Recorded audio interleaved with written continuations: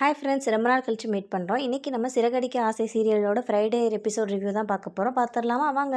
ரோஹிணி முன்னாடியே கல்யாணம் ஆனதையும் ஒரு குழந்தை இருக்கிறதையும் மறைச்சது இப்போ தான் அவங்க வீட்டில் எல்லாத்துக்குமே தெரிஞ்சிருக்கு. விஜய் அது தெரிஞ்சு ரொம்ப கோவப்பட்டு மனோஜுக்கும் ரோஹிணிக்கும் டிவோர்ஸ் அப்ளை பண்ணுறதுக்கு லாயரை போய் பார்த்துருக்காங்க. பட் ரோஹிணி அதை ஒத்துக்கலை. டிவோர்ஸ் நான் வாங்க மாட்டேன், மனோஜ் தான் என் புருஷன் அப்படின்னு சொல்லிட்டு நான் டிவோர்ஸ் கொடுக்க மாட்டேன் அப்படின்னு சொல்லியிருக்காங்க. உடனே கேஸ் கோர்ட்டுக்கு போகுது. கோர்ட்டில் மனோஜ் சைடு ஒரு லாயர் வாதாடுறாங்க. பட் ரோஹிணி சைடு யாருமே இல்லை. உடனே ஜட்ஜு கேட்குறாரு, என்னம்மா உன் சைடு வாதாடுறதுக்கு யாருமே இல்லை?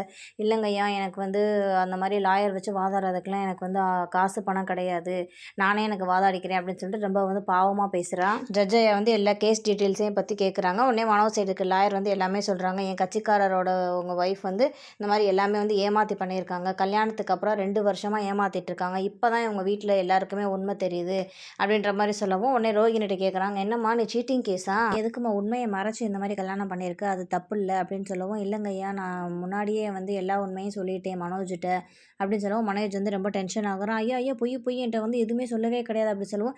என்ன மனோஜ் சொல்கிற, நான் தான் உன்ட்ட எல்லா உண்மையும் சொல்லியிருக்கேனேன்னு சொல்லவும், உடனே அங்கிட்டு உட்காந்துருக்கப்ப அவங்க அம்மா விஜயாவும் ரொம்ப ஓவராக டென்ஷன் ஆகி கத்துறா. என்னம்மா நீ சொல்கிற, முன்னாடியே நீ கல்யாணம் ஆனதை சொல்லிட்டியா அவன் ஹஸ்பண்ட்ட? ஆமாம், நான் எல்லாமே சொல்லிட்டேன், இந்த உண்மையை வீட்டில் சொல்லிடலான்னு கூட சொன்னேன், ஆனால் மனோஜ் தான் இல்லை, எங்கள் அம்மா ஒத்துக்க மாட்டாங்க, நம்ம நேரம் வரப்போ சொல்லிக்கலாம் அப்படின்னு சொல்லிட்டு மனோஜ் சொல்லிட்டான். உடனே ஜட்ஜ் ஐயா அந்த லாயர்ட்ட, என்னம்மா உங்கள் கேஸ் இப்படி போய்க்கிருக்கே அப்படின்னு சொல்ல, உடனே ரோஹிணி, ஐயா நான் மனோஜில் ஒரு சில கேள்விகள்லாம் கேட்கணும் அப்படின்னு சொல்லவும், உடனே கேட்குறான். மனோஜ் நான் உங்ககிட்ட கல்யாணின்னு ஆல்ரெடி சொல்லியிருக்கேனா இல்லை? ஏன்னா ரோஹிணி கல்யாணின்ற பேரை மறைச்சி தான் சொல்லியிருக்கா. நான் உன்ட்ட ஆல்ரெடி கல்யாணின்னு சொல்லியிருக்கேனா இல்லையா அப்படின்னு கேட்குறான். ஆமாம் நீ சொல்லியிருக்க அப்படின்னு மனோஜ் சொல்கிறான். ஆனால் அவன் எதுக்கு சொல்கிறான் அப்படின்னா, ஆல்ரெடி அவள் கிறிஷோட அம்மா உடம்புக்குள்ள பேய் மாதிரி வந்த மாதிரி மனோஜில் நடிப்பான். அதை மீன் பண்ணி அவன் கேட்குறான். அவனும் அதை லூசு மாதிரி ஆமாம் அப்படின்னு சொல்லிடுவான். பாருங்க ஐயா, நான் ஆல்ரெடி கல்யாணின்றது அவருக்கு தெரியும் அப்படின்னு சொல்லுவோம். மனோஜ் வளரான். இல்லை அது பேய் அப்படி இப்படின்னு சொல்கிறான். ஜட்ஜு சிரிக்கிறாரு.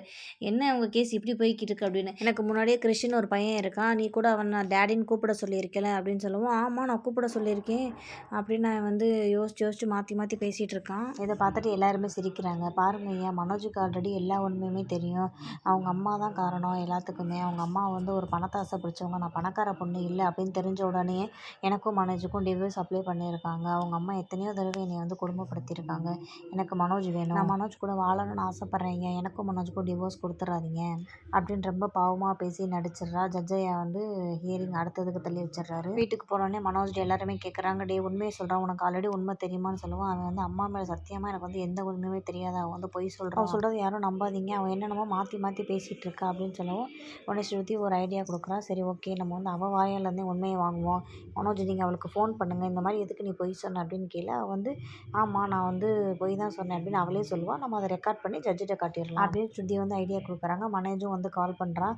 நீ எதுக்கு கோர்ட்டில் இந்த மாதிரி பொய் சொன்னேன்? என்னம்மா சொல்கிற, நான் எங்கே பொய் சொன்னேன், எனக்கு தான் கல்யாணம் ஆனது உனக்கு முன்னாடியே தெரியும்ல அப்படின்னு சொல்லுவோம். எனக்கு எப்படி தெரியும், இப்போ எனக்கு கல்யாணம் ஆனது உனக்கு தெரியுமா தெரியாதா? தெரியும், இதைத்தானே நானும் கோர்ட்டில் சொன்னேன், நம்ம கல்யாணத்துக்கு முன்னாடி நீ சொல்லிட்டியா அப்படின்னு அவன் கேட்குறான்.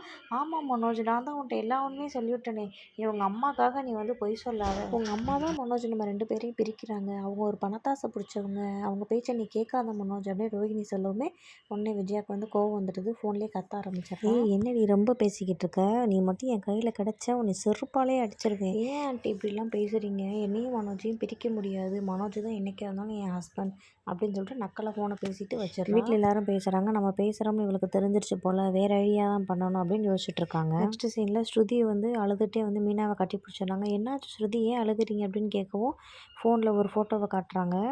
ரவியும் நீத்துவும் சேர்ந்து ஃபோட்டோ எடுத்த மாதிரி அவள் போட்டு எழுதியிருக்கான். விழாமலே இருக்க முடியுமா, விழுந்து விட்டேன் காதல் வழியிலே அப்படின்னு எழுதி போட்டிருக்கா. அதை பார்த்துட்டு ஸ்ருதி ரொம்ப அழுகிறா. எல்லாரும் சொல்கிறாங்க, ரவி மேலே எந்த தப்பு இருக்காதுமா அப்படின்னு சொல்லவும், எனக்கும் தெரியும் ரவி மேலே எனக்கு சந்தேகம்லாம் கிடையாது, அந்த நீத்து தான் வேணும்னு இப்படி பண்ணுறான், அவளை போய் நான் என்ன பண்ணுறேன் பாருங்கள் அப்படின்னு சொல்லிட்டு நேராக அவளோட ஹோட்டலுக்கு போகிறான். அங்கே பார்த்தா ஐ மீன் லவ் அப்படின்னு சொல்லிட்டு கேக் கட் பண்ண போகிறா. கரெக்டாக அந்த நேரத்துக்கு ஸ்ருதி போய் கேக்கை தூக்கி அவள் மூஞ்சிலே எரிஞ்சிட்டா. அந்த டைம் ரவியும் வந்துட்டான். ஸ்ருதி என்ன பண்ணிகிட்ருக்க நீன்னு சொல்லவும், நீத்து என்ன பண்ணியிருக்காங்க நீ பார்த்தியா அப்படின்னு சொல்லவும், அவன் என்ன நீத்து இந்த மாதிரி தேவையில்லாத வேலைலாம் பண்ணிகிட்ருக்கீங்க அப்படின்னு சொல்லவும், எஸ் ரவி ஐ மீன் லவ் அப்படின்னு சொல்லவும், அவன் என்ன விளையாடுறீங்களா, எனக்கு ஆல்ரெடி கல்யாணம் ஆயிடுச்சு, பரவாயில்ல, நான் உங்களை லவ் பண்ண சொன்னேன்னா, நான் லவ் பண்ணுறேன் உங்களை அப்படின்னு சொல்லிட்டு கோவமாக பேசிட்டு போயிடறா. ஸ்ருதியும் தேவையாட இதெல்லாம், நான் கூப்பிட்டப்பவே நம்ம ரெஸ்டாரண்ட்டுக்கு தான் இதெல்லாம் தேவையா, இது எல்லாமே ஒன்னால தான் அப்படின்னு சொல்லிட்டு அவளும் கோவமாக போயிடுறா. அந்த டைமுக்கு கரெக்டாக முத்து மீனாவும் வந்துடுறாங்க அவங்க கடைக்கு. என்னடா ரவி இந்த மாதிரி கோச்சிக்கிட்டு போகிறாங்க பார்க்குறாங்க. அவங்க மூஞ்சியில் என்னமோ இருக்குது. இவன் நடந்த எல்லாத்தையுமே சொல்கிறான். என்னடா உனக்கு கல்யாணம் ஆயிடுச்சுன்னு தெரிஞ்சுமா அந்த பொண்ணு இப்படிலாம் பண்ணுது சொல்லுவோம். உடனே மீனா கோவப்படுறா. அந்த பொண்ணுக்கு தேவை தான் நல்லா நானாக தான் இன்னும் 4 சாத்து சாத்தியிருப்பேன் அப்படின்னு மீனா கோவப்பட்டு பேசிகிட்டு இருக்கா. இதோட இந்த எபிசோட் ரிவ்யூ முடியுது. நெக்ஸ்ட் எபிசோட் ரிவ்யூவில் பார்க்கலாம். பாய்.